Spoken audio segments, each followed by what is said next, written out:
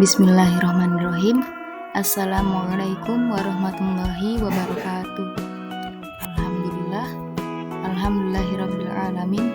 Segala puji bagi Allah Subhanahu wa taala yang telah memberikan kita pada kesempatan kali ini untuk mempresentasikan seorang ilmuwan. Sholawat serta salam senantiasa tercurahkan kepada junjungan kita Nabi besar Nabi Muhammad SAW hingga keluarga, sahabat dan seluruh pengikutnya hingga akhir zaman. Baiklah teman-teman, sebelum kami memulai presentasi ini, saya akan memperkenalkan kelompok 7 yang terdiri dari 3 anggota. Yang pertama itu ada Tasyana dengan NIM 251230012. Kemudian yang kedua ada Adrian dengan NIM 251230010. Dan yang terakhir ada Zulkarnia dengan NIM 251230011. Baiklah teman-teman sekalian, langsung saja kita masuk pada judul. Jadi, kelompok kami mengambil seorang ilmuwan yang bernama James Watt yang mengemukakan teori panas laten menurut ontologi, epistemologi, dan juga aksiologi. Semoga teman-teman semua dapat mendengarkan dan menyimak video ini dengan baik. Iya, ini dia James Watt. Jadi teman-teman sekalian harus tahu ya, James Watt itu adalah seorang insinyur atau penemu. Itu asalnya dari Skotlandia.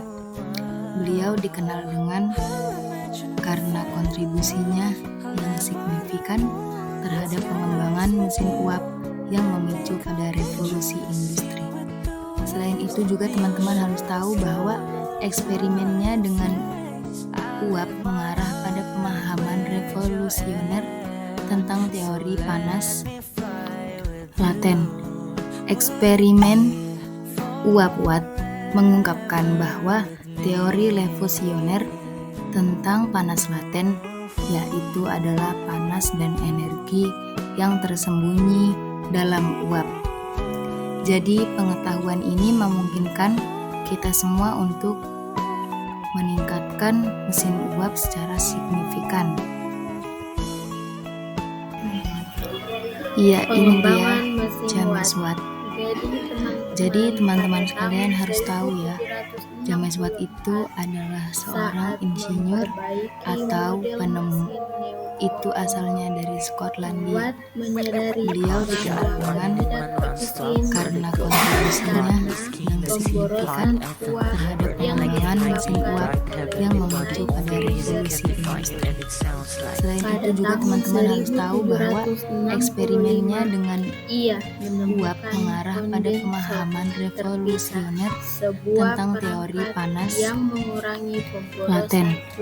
Eksperimen uap Watt mengungkapkan bahwa teori revolusioner tentang panas laten yaitu adalah panas dan energi yang tersembunyi dalam uap. Jadi pengetahuan ini memungkinkan kita semua untuk meningkatkan mesin uap secara signifikan.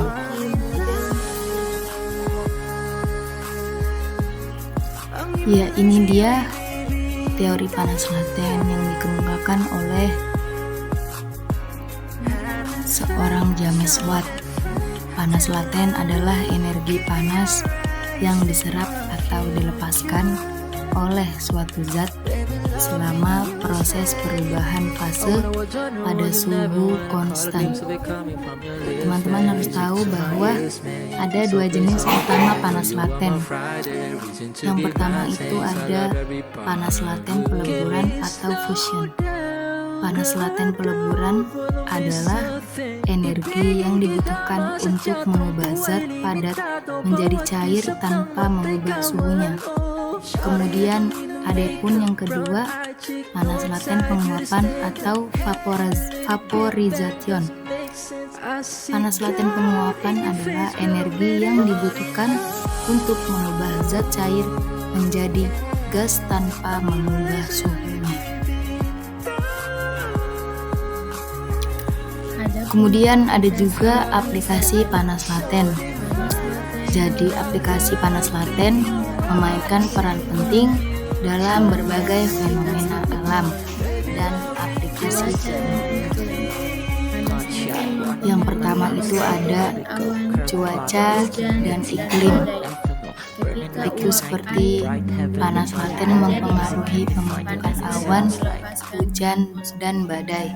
Ketika uap air mengembun menjadi awan, panas laten dilepaskan ke atmosfer, menghangatkan udara di sekitarnya dan memicu cuaca yang ekstrim. Sistem pendingin dan pemanas. Panas laten digunakan dalam sistem pendingin dan pemanas untuk memindahkan energi secara efisien. Misalnya, refrigeran menyerap panas saat menguap dan melepaskannya saat mengembun. Kemudian yang terakhir ada siklus hidrologi. Panas laten berperan dalam siklus pergerakan air di bumi dari penguapan hingga presipitasi. Ya, jadi teman-teman harus tahu ya kalau ada faktor yang mempengaruhi panas laten. Ada 3 faktor. Yang pertama itu ada jenis zat, yaitu setiap zat memiliki nilai panas laten yang berbeda. Kemudian yang kedua itu ada tekanan. Tekanan itu dapat mempengaruhi titik lebur dan titik didih suatu zat yang pada gilirannya mempengaruhi panas laten. Kemudian yang terakhir ada kemurnian zat. Zat yang tidak murni dapat memiliki nilai panas laten yang berbeda dibandingkan dengan zat murni. Selanjutnya itu ada implikasi dalam kehidupan sehari-hari. Yang pertama itu ada memasak dan yang kedua itu ada kenyamanan termal. Kita yang pertama saja dulu, yaitu ada memasak. Memahami panas laten membantu dalam proses memasak seperti merebus air atau melelehkan mentega. Kemudian yang kedua itu kenyamanan termal. Sistem pendingin dan pemanas ruangan memanfaatkan prinsip panas laten untuk menciptakan lingkungan yang nyaman.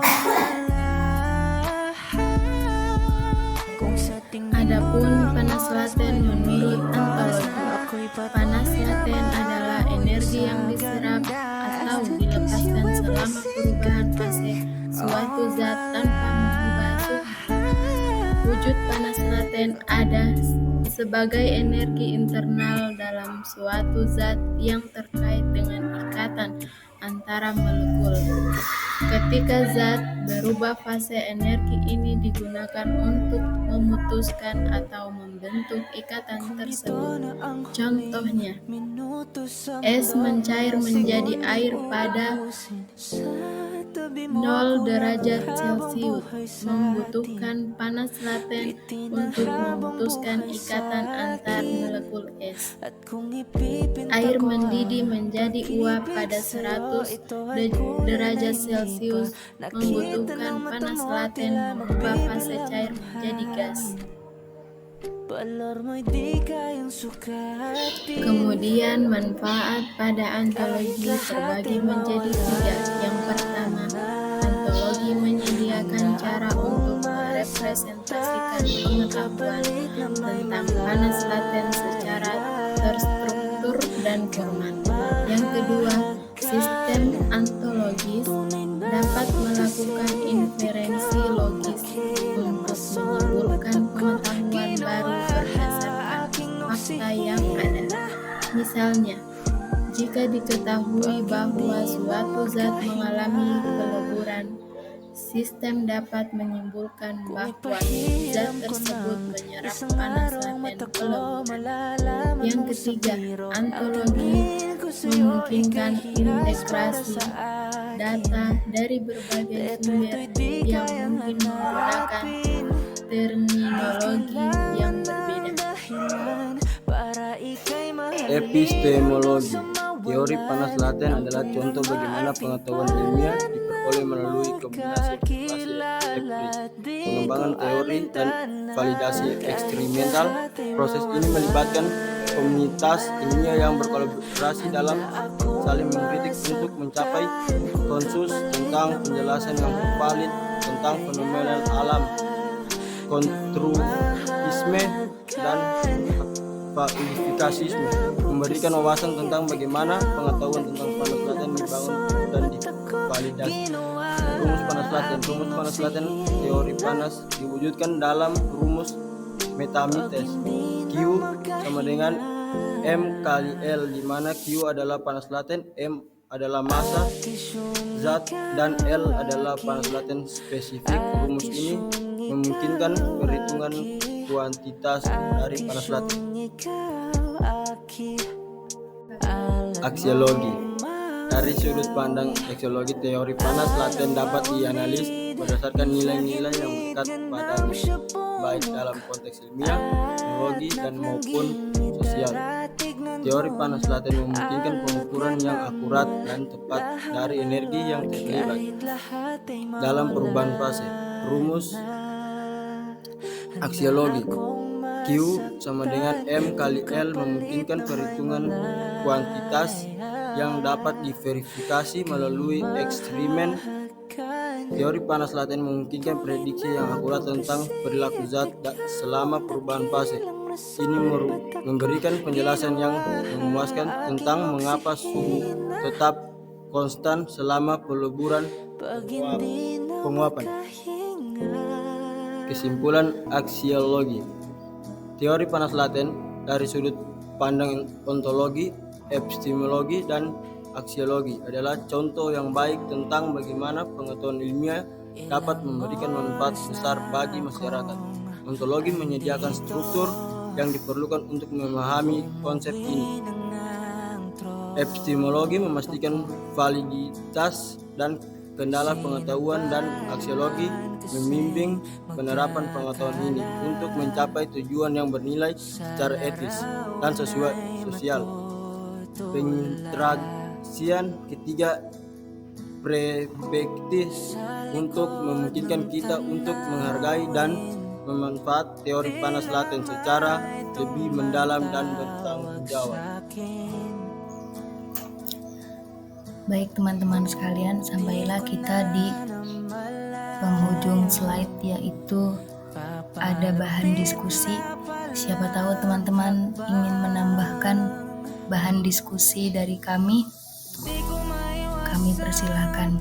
Bahan diskusi dari kami itu hanya ada 3 saja. Yang pertama itu ada bagaimana prinsip panas laten digunakan dalam kehidupan sehari-hari.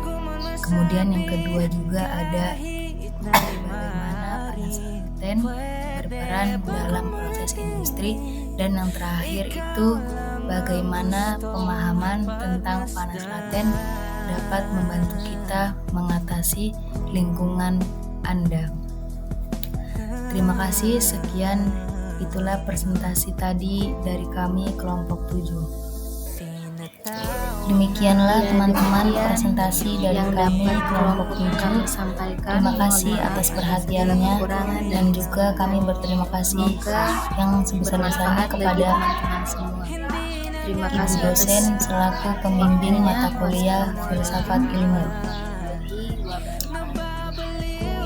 Akhir kata, saya mohon maaf apabila ada kata-kata yang kurang berkenan. Semoga kita selalu dalam demikian SWT yang dapat kelompok kami sampaikan. Mohon maaf. Irawan Burung Cendrawasih. Cukup sekian dan terima kasih. Bermanfaat. Wassalamualaikum warahmatullahi Terima kasih atas wabarakatuh. waktunya. Wassalamualaikum.